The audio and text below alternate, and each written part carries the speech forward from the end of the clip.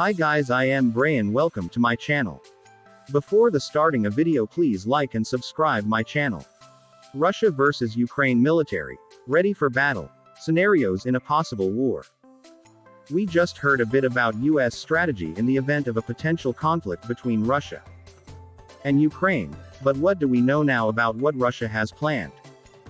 Right now there are over 100,000 Russian troops. And if Russia plans to invade Ukraine, its military is in a stronger state than in recent years. It's been about a 12-year period now where Russia's really been rebuilding its military. And this includes both the development of new and more powerful weapons but also improvements in things like communication and inter-service coordination, so the ability of, say, ground forces and air forces to work together, and also mobility, so that ability to move forces from other parts of Russia. Russia's, obviously, a very large country. So moving them from Siberia, as has been done in the last couple of weeks, or from the central military district all the way to Ukraine, that's something they've been practicing for the last few years. They've also made a lot of improvements in precision-guided weapons, so the ability to strike targets more accurately is much better now than it was. Western military analysts say Ukraine's army is better trained and equipped than in 2014, when Russia captured the Crimean Peninsula without a fight, and highly motivated to defend the country's heartland. For those reasons, they see it as highly unlikely that Putin would contemplate an outright conquest of Ukraine. Ukraine says 92,000 Russian troops have gathered near its borders, and the United States has said a Russian invasion by a force as large as 175,000 could come as early. Russia's army of 280,000 is about twice the size of Ukraine's, and its total armed forces of 900,000 are more than 4 times greater. Its 2,840 battle tanks outnumber Ukraine's by more than 3 to 1, according to the London-based International Institute for Strategic Studies (IISS). While Ukraine trebled its defense budget in real terms from 2010 to 2020, its total defense expenditure last year amounted to only $4.3 billion United States dollars, or 1/10 of Russia's. In terms of air defense and electronic warfare, there is a huge gap between these two forces. It's difficult to see how Ukraine could not be completely overwhelmed from the air, said IISS research analyst Johann Michel. Russia would seek to use its superiority in electronic warfare to paralyze its adversaries, command and control, and cut off communications with units in the field, he said. But Ukraine's combat experience in Donbass and its short-range air defenses and anti-tank weaponry, which includes US-supplied Javelin missiles, would help to slow any Russian advance.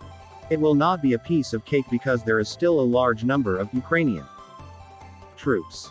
The majority of them are well motivated, so they will probably fight until the last moment, Michel said. But Ukraine is determined to repel any possible attack with their forces already being equipped with anti-tank weapons by the UK designed to kill Russian battle tanks and equip Ukrainian guerrillas who will carry on the fight.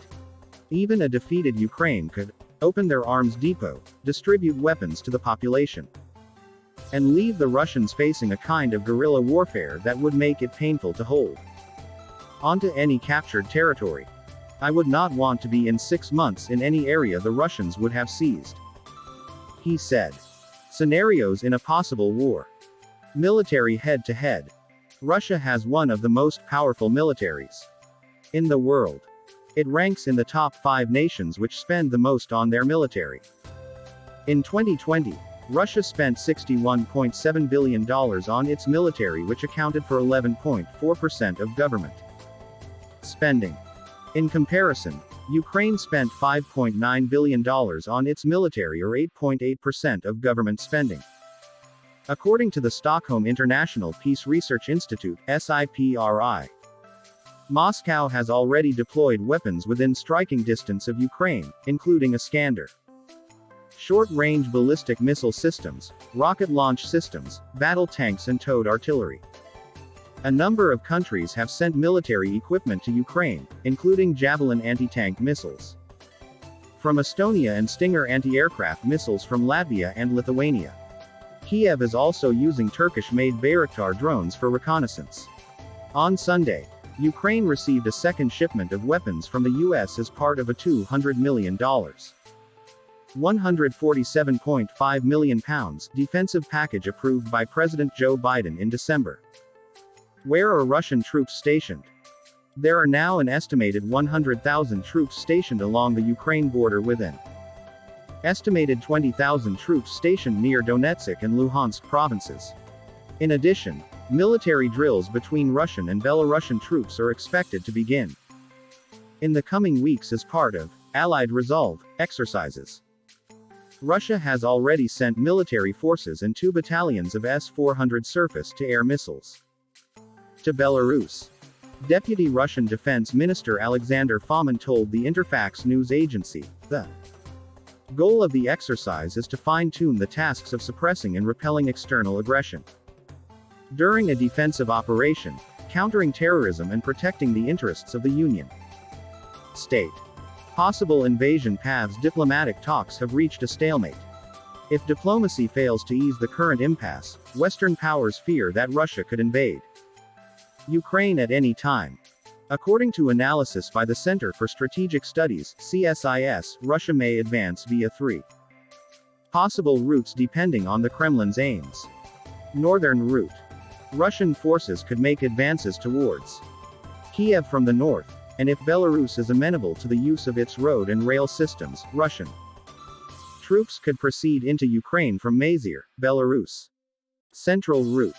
Russia can also send troops from the Donetsk Republic towards Zaporizhia and Dnipro to expand its boundaries westwards. Southern route.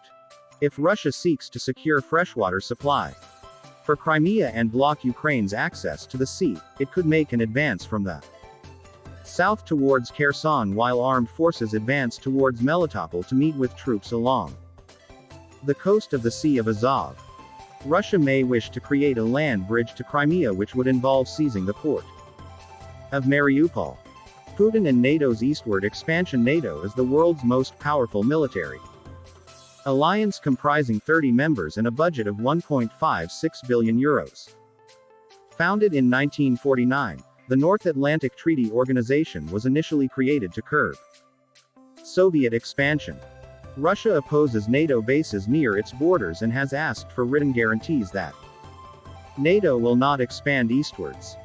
One of the Kremlin's central demands is that Ukraine never be allowed to join NATO, a move it considers a red line.